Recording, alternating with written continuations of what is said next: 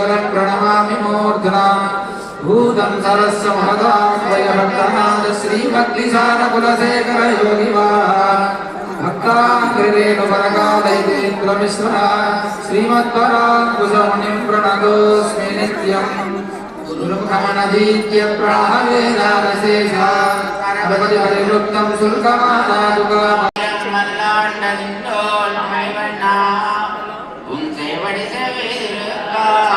அடியோடும் நின்னோடும் பிரிவின்னியாயிரம் பல்லாண்டு கடிவாய் என்பலமார்பினில் பாடுகின்ற மங்கையும் பல்லாண்டு படிவார் சோதி வளத்துறையும் சுடராழியும் பல்லாண்டு படைபோர் முக்கும் முழங்கும் அப்பாஞ்சன்னியமும் பல்லாண்டு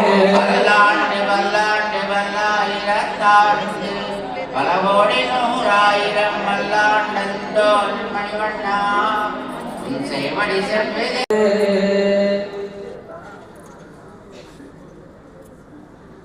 జై శ్రీమన్నారాయణ. ప్రియ భగవద్బంధువులారా, దాంట్లో పెరుమాళ్ళు వేయించేసి ఇక్కడి నుంచి యాగశాల ముందు భాగంలోంచి క్రమంగా విరజా పుష్కరిణి దగ్గరికి చేరతాం. రథంతో పాటు మనందరం కూడా యాత్రా కార్యక్రమంలో పాల్గొవచ్చు. ఇప్పుడు తీర్థగోష్ఠి కాగానే అందరికీ పాల్గొక గోష్ఠి ఉంటుంది. ఆ తర్వాత యాత్రా కార్యక్రమం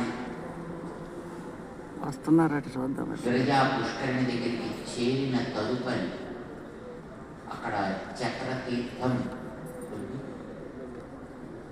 దాంతో ఉదయపు కార్యక్రమం ఇక్కడ ముగుస్తుంది అన్నమాట. ఈరోజు సాయంకాలం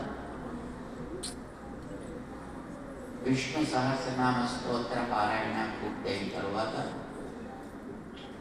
మన పెద్దల యొక్క శ్రీ సూక్తులు ఉంటాయి.